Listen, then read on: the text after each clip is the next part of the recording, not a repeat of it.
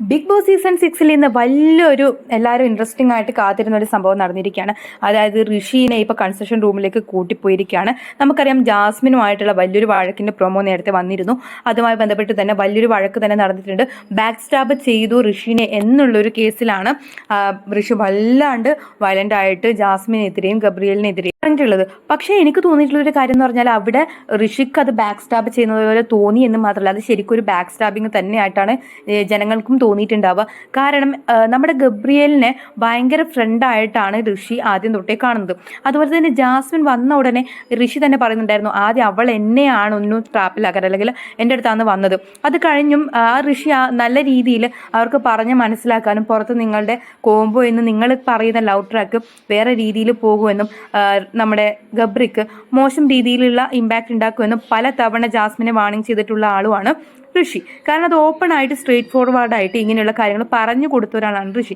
എന്നിട്ടും അതൊന്നും മനസ്സിലാക്കാതെ അവർ വീണ്ടും അത് തുടരുകയും പിന്നീട് ഇവനെ പറഞ്ഞ അതിൻ്റെ ഒരു പേഴ്സണൽ ഗ്രഡ്ജ് വെച്ചിട്ട് ഡയറക്റ്റ് നോമിനേഷനിൽ വരുത്തുന്ന ഒരു കാര്യവും നമ്മൾ കണ്ടു. അപ്പോൾ അത് ഋഷി അറിഞ്ഞു, അതായത് എന്നെ ഇടാനാണ് ഇവൻ ശ്രമിച്ചത് എന്ന് അറിഞ്ഞ സമയത്ത് ഋഷിക്ക് ഓട്ടോമാറ്റിക്കലി എൻ്റെ മുന്നിൽ വന്ന് ചിരിച്ചു നിന്ന് നല്ല രീതിയിൽ സംസാരിച്ചിട്ട് എന്നെ ബാക്ക് സ്റ്റാബ് ചെയ്ത് ആരും ഇല്ലാത്തടത്ത് പോയിട്ട് ആരും അറിയാതെ എന്നെ നോമിനേറ്റ് ചെയ്യാൻ നോക്കി എന്നുള്ളൊരു മൈൻഡ് നമ്മുടെ ഋഷിക്ക് വന്നു. അതായത് അത് ശരിക്കും ഉള്ളൊരു കാര്യം തന്നെയാണ്.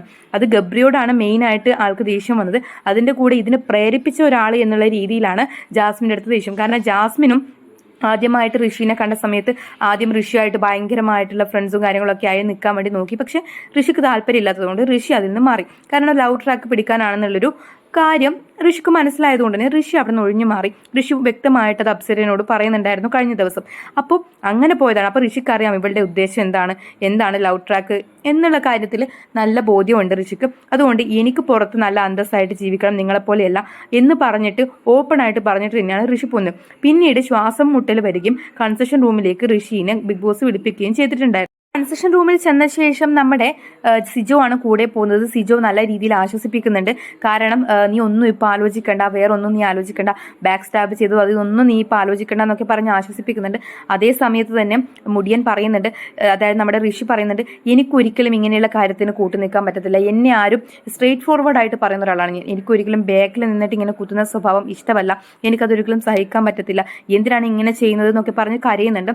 അതുപോലെ ബിഗ് ബോസ് ചോദിക്കുന്നത് എന്താണ് ഋഷി കാര്യം, എന്തുകൊണ്ടാണ് ഇങ്ങനെ ചെയ്തത്, ആശ്വാസമായിട്ട് പറയൂ, കുറച്ച് നേരം റെസ്റ്റ് എടുക്കും എന്നൊക്കെ പറഞ്ഞിട്ട് അങ്ങനെയുള്ള കാര്യങ്ങളൊക്കെ ചെയ്യുന്നുണ്ട്.